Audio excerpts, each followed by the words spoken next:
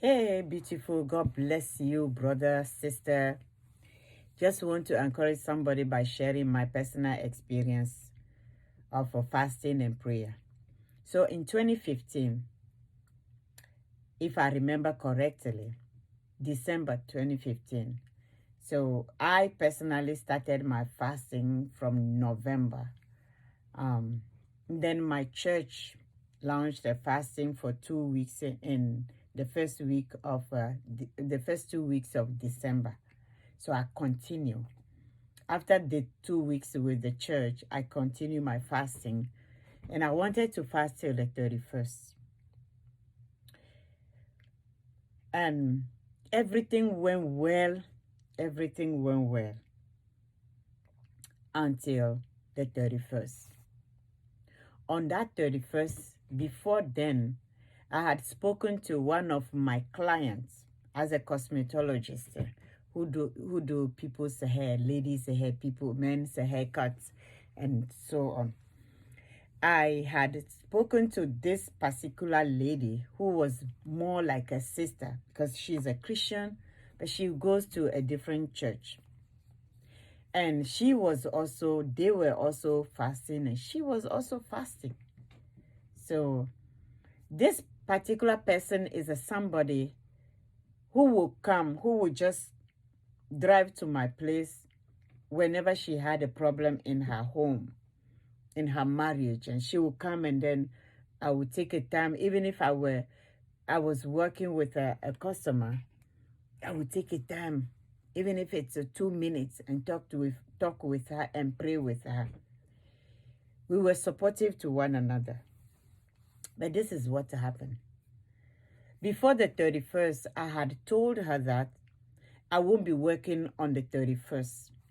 Because in my mind, by the 31st, we were going to have a midnight, we're going to be in church. So I won't work that day. And also at that time, I had not had time to buy any gift because I was busy working. And then, I was busy working, so I didn't have time to go shopping. At the same time, I think also my children were busy in their schools and in their work. So my plan was that on the 31st, during the day, I would step out with the children and do our shopping. And then come home, rest as we were praying and reading our scriptures, rest, and then go to church by 7 p.m., knowing that we're going to be in church till midnight. But this is what happened, and to my biggest surprise, my fasting went so well, and I thank God for the grace. But then, my friend, who's a Christian, who I told that I wasn't going to work on the 31st, calls me to make an appointment on the 31st. Then I said, I didn't want to remind her that I had told her that I won't be working on that day. Because I know she knew it. So I was like, okay, maybe I could take you very early morning. I was going to sacrifice my sleep. I would take you very early morning because my children would not be up by that time. So I was picturing that by 10 a.m. my children will be up so that we can step out. But before 10 a.m., I could do her hair from 6 a.m. to whatever time, so long as I finish before 10. So we went back and forth about this appointment. And she had also told me the style that she wanted to do, which was okay because I had the extension that she needed. Then she sent me another message, or she calls me and she said, no, you know what? I don't want that hair. I want this other style, a style that she had never tried. So I asked her, do you have the hair? She told me that she didn't have the hair. She didn't have the hair. And as a matter of fact, she was even rude to me at that question. Her reply was, Have I ever bought a hair coming to you to do my hair?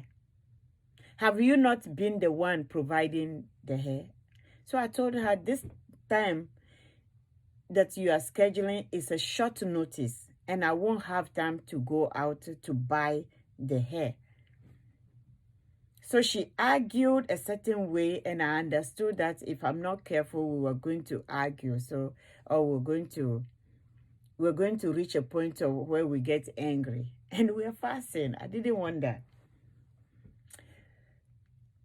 So I said, okay, I will see. But I didn't promise. I said, if she could buy that hair, it would be good. But if she couldn't, then we will just do the other one. The other one, she had already told me that there was a time I did it for her, and her husband and children like it. Once she said her husband and children liked it, it was in my mind that I was going to replicate that for her to make the family happy. Then she introduced that other one. Now, I was still able to go and get the other extension at my pocket, from my pocket, because she didn't give me money to buy that. Now, on the day of the appointment, it was the 31st.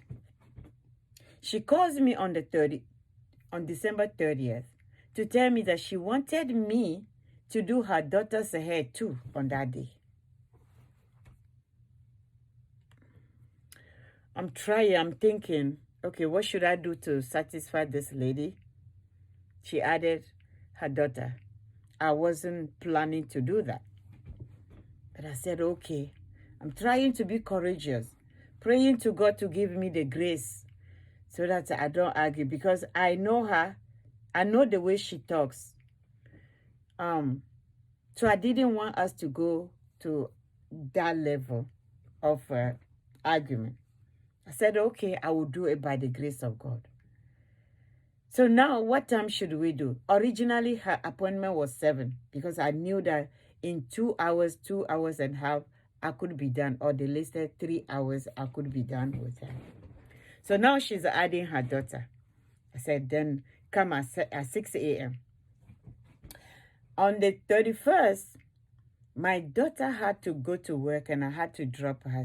Her shift started at 6 a.m.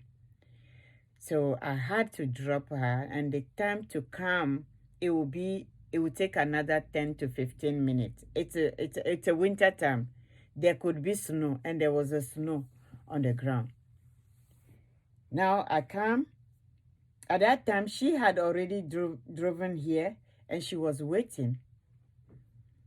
I had texted her while I was taking my daughter to her workplace. I had texted her that I won't be home at 6 exactly, but that she should just wait for me.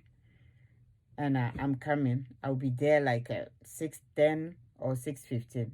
So I made it. When I came, I parked behind her, and then we all came in to do her hair. It was early morning. I thought I was being nice. And then I made a breakfast for us. Remember that I'm fasting. We were fasting.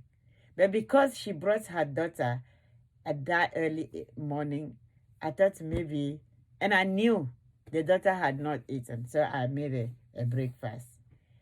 When I brought it, she's still holding that she's fasting. But because I have to taste the fruits, I can't give the food to her like this without trying it. So I offered the breakfast, and she told me to give it to her daughter. So I should give the breakfast to her daughter. So I did. And that's where I come from. You don't offer food to somebody without tasting it. So because I had to taste the food, I had my part. So I tasted it. So then we started doing the hair. Now, the hair that she asked me to buy, the second style, she said that she didn't want to do it anymore. Okay, I had another one. And mind you, The Lord had given me a revelation of how to do her hair that day.